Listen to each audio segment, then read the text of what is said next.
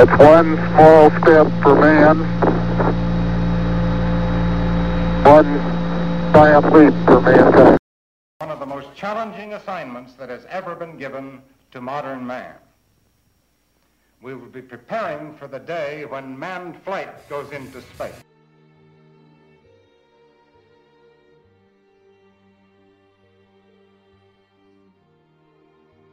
Events such as the Cold War, government tensions, and eventually the launching of the first ever satellite Sputnik by the Soviet Union gave President Kennedy reasons to urge Congress to fully fund the Apollo program, an action which would later be considered the beginning of the space and arms race. Through the late 1960s to early 1970s, while the Cold War was taking place, the Apollo program was beginning to flourish. The Apollo program innovated the Apollo guidance computer, changing the way navigation systems are used and created. The Apollo guidance computer impacted the Soviet Union by threatening them during the Cold War, ultimately leading to the space race, which caused tensions between the United States and Russia. The Cold War and the Apollo program went hand in hand. The consensus theory of politicians in the United States and Russia was if either country could put a man on the moon and back, they could also, with much greater ease, launch a missile carrying a weapon to detonate wherever it wanted in the other country. It was President Kennedy's belief if Congress funded the Apollo program, the Soviets and their development efforts would inadvertently help missile technology that would benefit the United States in the Cold War. In the early 1960s, technology advancements in the United States widened the missile gap with the Soviets and helped the Americans gain ground in the space race. By this time, the Soviets had developed short and intermediate range missiles. Their shipment of these missiles to Cuba in October 1962 was an attempt to close the American missile gap and was a catalyst to the Cuban Missile Crisis.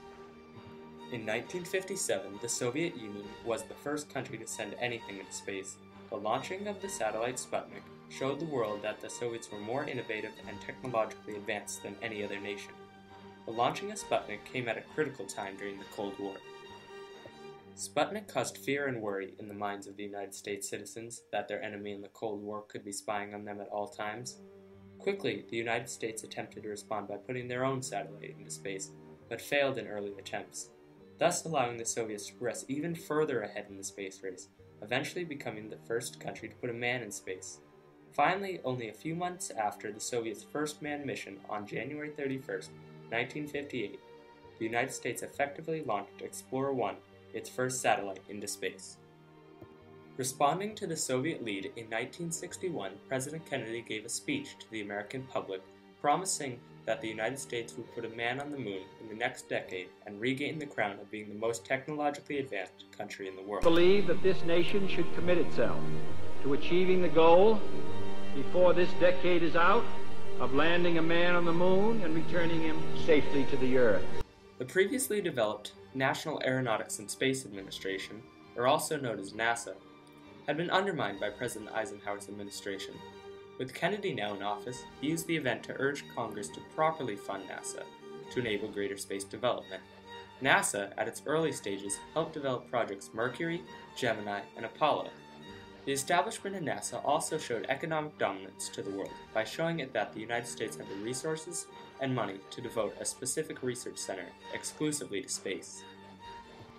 After the United States had put Explorer 1 into space and established NASA, the United States started moving very fast, progressing at dangerous rates to catch the Soviets. After it seemed that the United States were about to catch up and pass the Soviets, a catastrophic flash fire occurred on the launch pad of Vanguard in 1962 and pushed back the rapidly developing program many months in order to identify what went wrong. After, Congress voted to reduce funding for the Apollo program, but President Kennedy once again alluded to his Cold War theory about the correlation of space and rockets to reverse their decision. To be able to beat the Soviets to the moon, the United States would need to develop a guidance system that would take a man there without any external inputs or direction from people on Earth. The Massachusetts Instrumentation Laboratory was assigned to the project because of their previous work on perfecting inertial guidance systems. Inertial guidance is a navigation aid that uses a computer, accelerometers, and gyroscopes to continuously calculate the orientation of the spacecraft.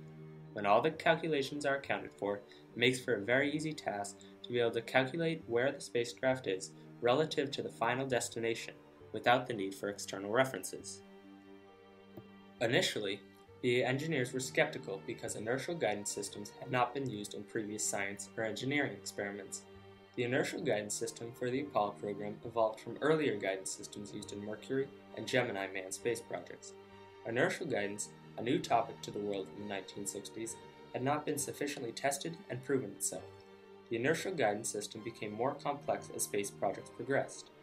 Through Mercury and Gemini, the guidance system only used one-axis accelerometers, where in Apollo it was upgraded to three-axis accelerometers because the more variables that needed to be accounted for going to the moon. In relation to previous guidance systems, inertial guidance did not need any external inputs because the data was saved and processed with the Apollo guidance computer. Previous guidance systems would have never been able to achieve landing on the moon because external inputs would have not been able to reach in outer space. When compared to the United States' completed inertial guidance system, the Soviets' version was far inferior. The Soviets' inertial guidance system, Alpha, had problems surviving the initial forces caused by the rockets. By the time the Soviets had solved this problem, the United States was well ahead of them in the space race, and was pulling away in missile technology as well. To make matters worse for the Soviet Union, they also did not have nearly the same amount of funding as the United States had, therefore could not progress as quickly as the Americans and encountered many more technological issues. To urge Congress to appropriate more funding to the Apollo program, President Kennedy alluded that if the Soviet Union beat the United States in putting a man on the moon, they would also be able to put a missile in any city in the United States. President Kennedy also wanted to regain the nation's morale by being the first country to put a man on the moon. With this renewed national spirit would come the recognition of being the most advanced country in the world. This sudden relocation of government money allowed the United States to finally pass and break away from the Soviet Union in the space race. Throughout the mid-1960s, the Soviet Union was downplaying their work in space research and development after the Cuban Missile Crisis, attempting to get to the United States by surprise with great achievements in technology. This deception resulted in the United States spending more time and money on missile technology rather than space development, letting the Soviet Union catch up in the space race. Catching the Americans somewhat by surprise, the United States did exactly what the Soviets had planned and shifted their focus from space development toward more efforts and funding into the augmentation of missile technology. Though with the change in efforts, the United States kept developing the Apollo guidance computer to also aid with the inertial guidance systems within the missiles. This did allow the Soviet Union to accumulate a small amount of ground on the United States, but was only a dent in the now growing larger deficit. With this sudden advocacy in missile technology, the United States citizens were becoming suspicious on whether or not the President's administration was promoting a space or missile race.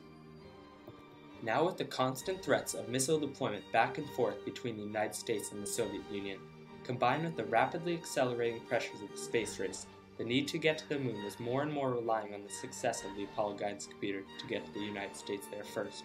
These threats, along with the pressure to one-up the other, caused immense tensions between the two countries. Kennedy's promise to the United States citizens became a reality on July 16, 1969. Without the innovation of the Apollo guidance computer, the United States' success in the Cold War would have been almost impossible.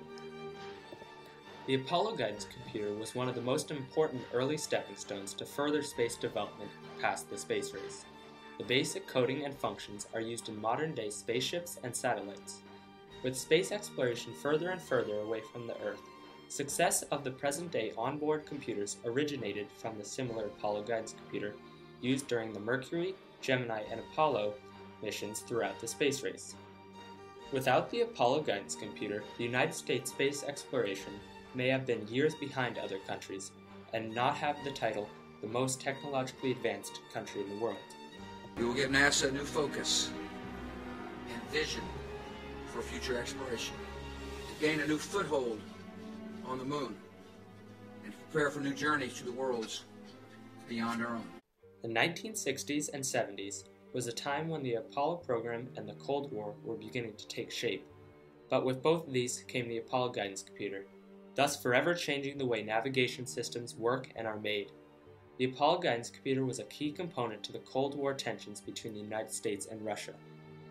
Without the Apollo guidance computer, Neil Armstrong may have never stepped on the moon, and the Russians may have beaten the United States to the moon.